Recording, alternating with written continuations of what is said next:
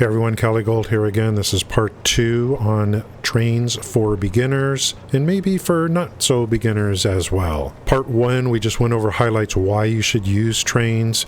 Part 2, I'm going to demonstrate real life example of moving things using trains. In this video, you're going to look at train stations, freight platforms, laying down track, moving things from one place to another. We're going to go ahead and talk about signals as well.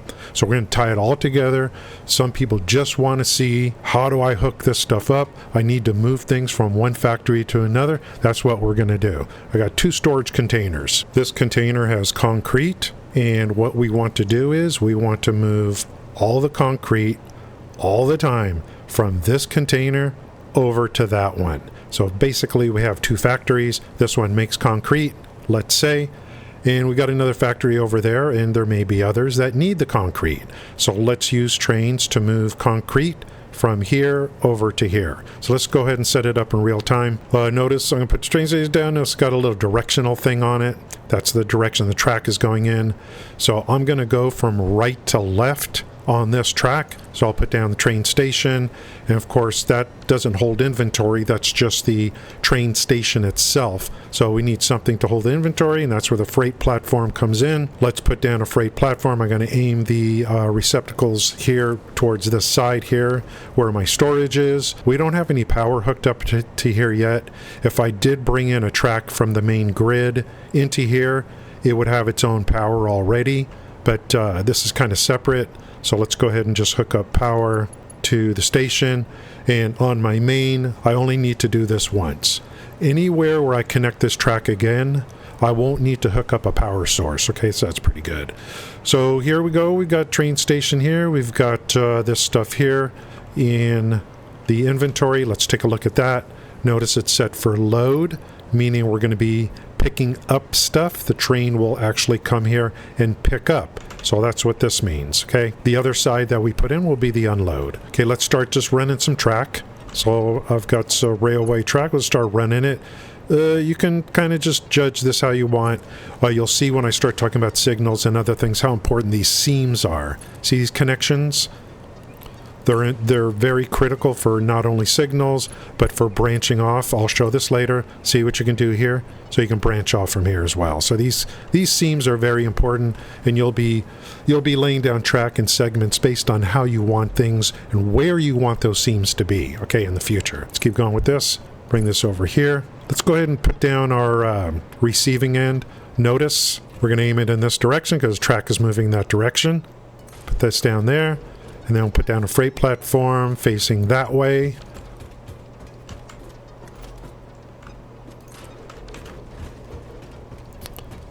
Freight platforms cannot go on their own. They have to attach to a train station. So this is going to be an unload because we are taking stuff and putting it into here. So it's very critical you get that done. So the unload comes out of this side with these brackets pointing this way. And on the load side over there, we'll be coming into this side. So since we're here, let's go ahead and just hook up this into this. The concrete, we need to get that concrete from that container into this one. That's the goal here. And we need it to be a continuous process. Notice, I can elevate here off of the electricity that's in the track. Let's go ahead and run the rest of this track. We'll just try to make sure this all connects. Okay, that's a nice connection. So far, so good. Let's wrap this around and connect to here so that we can do a loop so that the train can continue to pick up, drop off, come around, pick up, drop off. We do this on a large scale. This is just done on a smaller scale, okay, with this loop. But we do this all the time. You don't want trains just delivering stuff one time. So if we can match this up, boom, nice, nice. Okay, so we got the loop. We got 2 train stations. Let's name these train stations before we make a train. Okay, we'll call this station A. Okay, so this station now has a name. Let's go to the other one. Oh, I gotta think real hard here. What do I want to name this? Let's name it Station B. How about that? Think about this. Think in the future. Think about your naming conventions very carefully.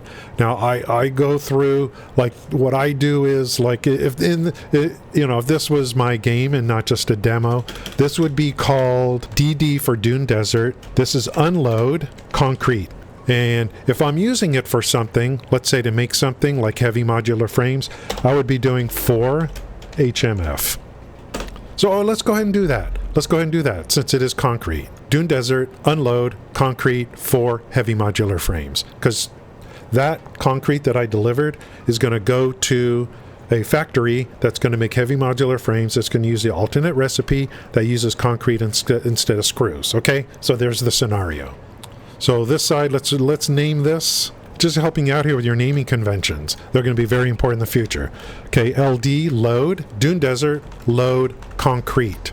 Now, I'm not going to put anything else on the load side because I might use this station to provide concrete to other places. So it's not just for heavy modular frames. It might be for other things. I might have this station feed 4 different other stations with concrete. So I'm going to leave it very generic like this. There's only one freight platform in this case. Now you could do like X1. I leave it like this. X1 is implied. If I had 2 freight platforms here, I would do X2. Just so that I know in the future that this has 2 freight platforms. And we'll talk about it lining up the trains with those. So let's go ahead and tie in this with this. This is the load side. Okay. There it is. It's all nice and pretty on the load side. Things are looking pretty good, right? So let's put down a train with a freight car. Okay, what's the front of the train?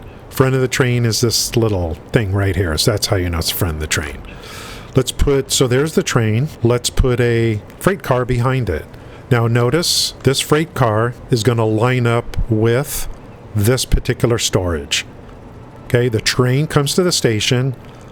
Freight car or freight cars positionally line up after it. Okay, this freight car will always be used for this particular freight platform. If you put another freight platform here and you put another car, then these 2 cars will line up positionally. The second freight car will be for the second station. Okay, I recommend you do not mix and match items. Just go 1 station, 1 item. I've tried mixing and matching different freight cars with different items in the past, and it just becomes unwieldy. I would make this station only for concrete. You want to add more freight platforms here, I would keep it only concrete going in and out. Okay, adding more freight platforms basically allows you to move more quantity per trip, providing you're making enough. Okay, so those are things to think about. We're going to get into the train. Here's the train. I'm going to press Q to bring up the menu. I'm in the train. I pressed Q. Here is my train. Now this train, I'm going to call DD for Dune Desert, and I'm just going to call it concrete, and I'm going to say X1. It only has 1 freight car. So this train is here to be used to move concrete from here to anywhere I want. I can set up a timetable to go to multiple locations, pick up concrete, deliver, pick up concrete, deliver. In this case, we're going to pick up concrete here and we're going to deliver it to 1 location, and then it's going to loop back around. Okay, so let's set that up. Here's our load concrete. So we go here first. Some of the stuff I'm going to not get too deep into. Remember, this is a quick start guide. We want to get going here. So just to be safe, what I do is load, okay, concrete, and then none here on the unload, because this station we're just doing load. So we're going to leave it like this. Load only concrete. If something else did get into that freight platform, it won't pick it up. So if there's other stuff got into that freight platform, or you want to put other stuff into that freight platform, multiple things, this is how you just pull out what you want right here. Load only concrete. I do this just to be safe, even though I'm only putting concrete into the freight platform. Save that. Now unload concrete. That's going to be to the other train station.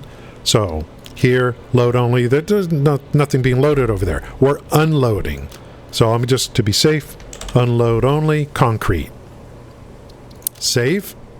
and save changes.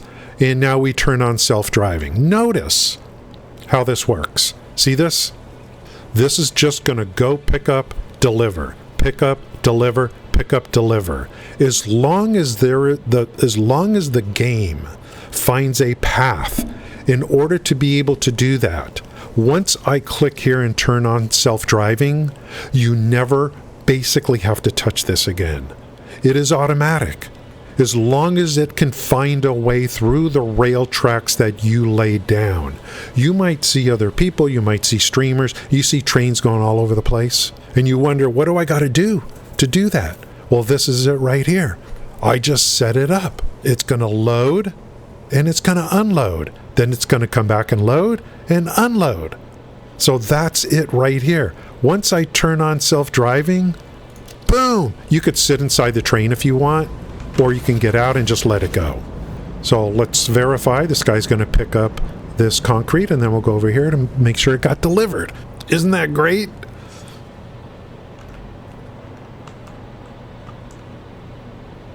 They can move quite a bit quantity per trip, and like I said, if you need large quantities, add a couple. You could do more freight platforms. I'm moving some oil over here. It's got 6 freight that's a liquid platform instead of freight. So I'm moving 6 oil containers. I'm going to be moving today over there. Not as part of this thing. It's for my game. Let's see if he unloads. The goal is to get our concrete into this storage container here.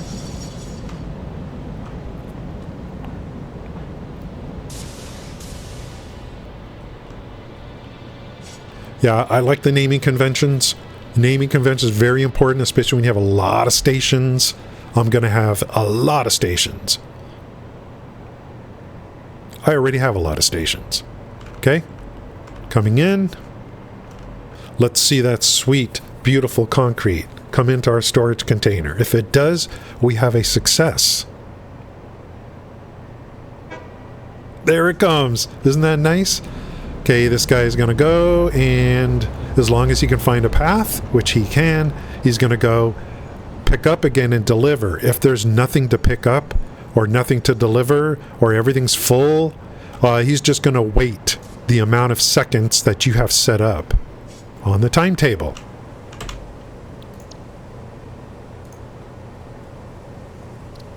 Edit timetable.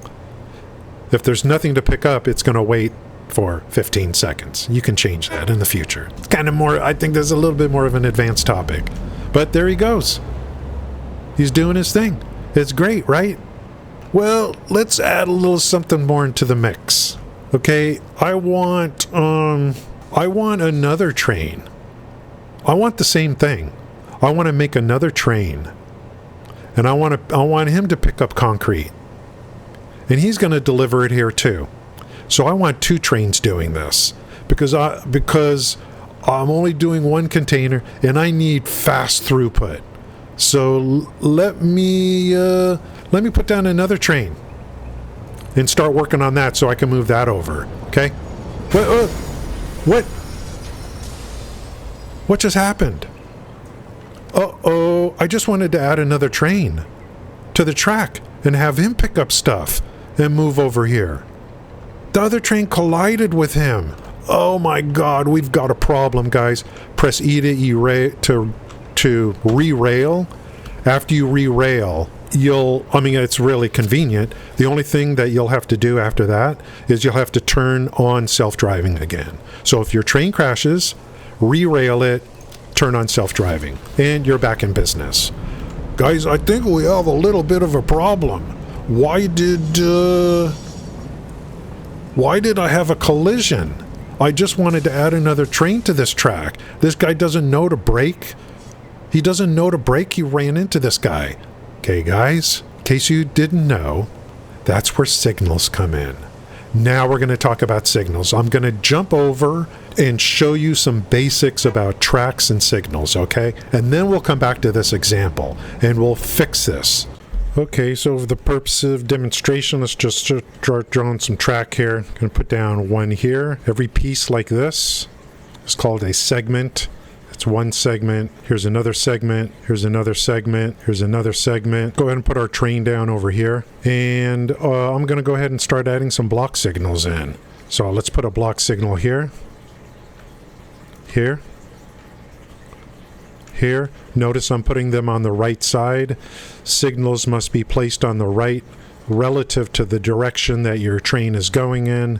Train is going in this direction through here, through these segments, and so your block signals go on the right. So what has occurred now? Now these are no longer really considered segments, these tracks. Now what we have is we have blocks. The blocks are defined by the signals. So let's get rid of this one here. See, I have a block here that consists of two segments.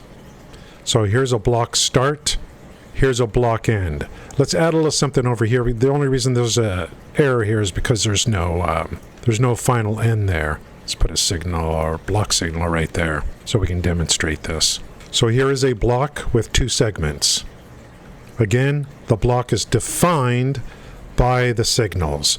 Block start, block end. So what's the purpose here? The purpose is that when a train gets beyond this block, we need to reserve that space. So let's move this train a little bit. Show you. As we come into the block, boom. What this is doing now is it's making it to where no other train can get past this signal. They will stop here. They will stop here until this block is available again. The block is now reserved. What defines the block? The block is defined by this signal until the next signal. In this case, it's pretty close by. So the block is now defined between these two signals. If I didn't have any other signals, and I had a line going for 300 meters, and then I put a signal, your block would be that long. When I enter here, under that case, I would be reserving the entire 300 meters. No other train can get there. So we want to make sure that we logically place our signals at decent lengths between each other, not too long. Otherwise, you're reserving too much, and too many trains would probably have to wait. They would have to wait until you get out of the block. The only way to get out of the block is to go through another signal. Okay, so this guy is locked up now, this block. So we're in here. Let's get to the next block. And while we're in here, no one can crash into us. That's the whole point of this. No one can crash into us because no one else can get into this block. This block is defined, again, by the parameters of these two signals. Everything within the signals is now reserved. This train has reserved this block. Let's keep going.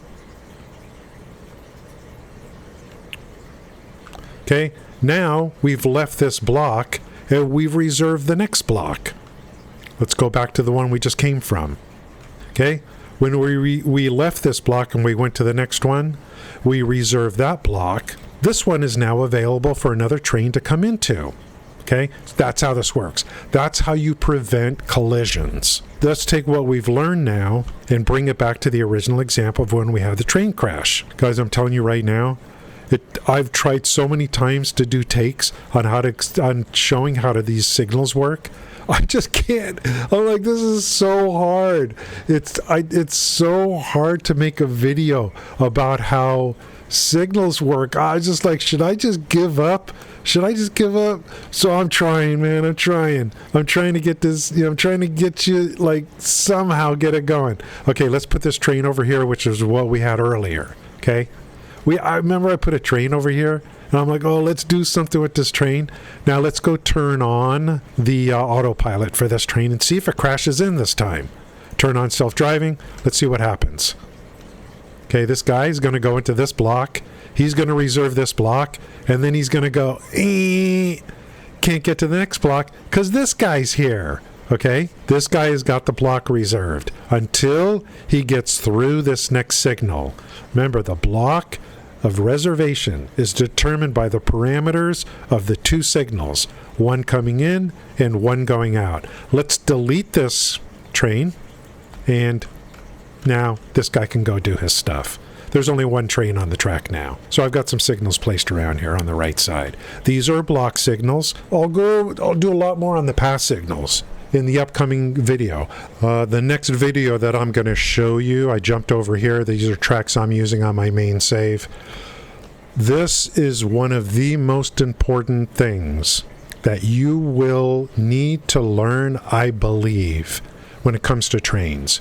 This is called a roundabout. Have you tried making an intersection so the trains can go in multiple directions and come back on themselves? It's a mess.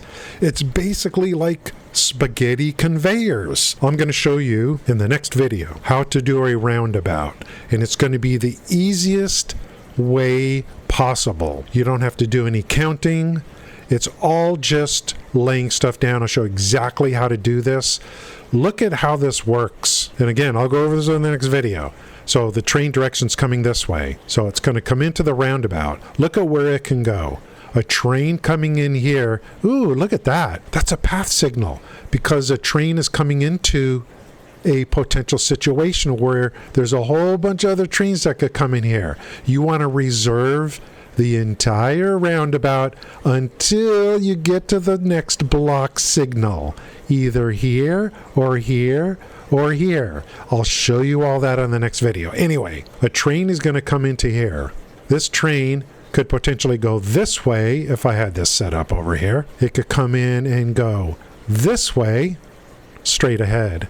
It could loop around and go this way, or it could backtrack on itself and go all the way around and come back this way. That is what a roundabout does. Try to do this with a regular intersection. You'll see what a mess it becomes. So this is the way to do it. Forget intersections. Use roundabouts. Next video, I will show you roundabouts, and we will continue on these videos to reinforce the signals. We will continue to reinforce the signals. Look at that. Look at that. Isn't that beautiful? Roundabouts are the way. I'll show you the easiest way on the internet to make roundabouts in Satisfactory. Thanks, guys. Yeah, it's kind of, I know, man, I know. This is the hardest video I've made. Just trying to talk about block signals. I don't know why it's been so tough for me. We'll continue to reinforce this, okay, and continue to make these videos on trains. Thank you, guys. Have a great day.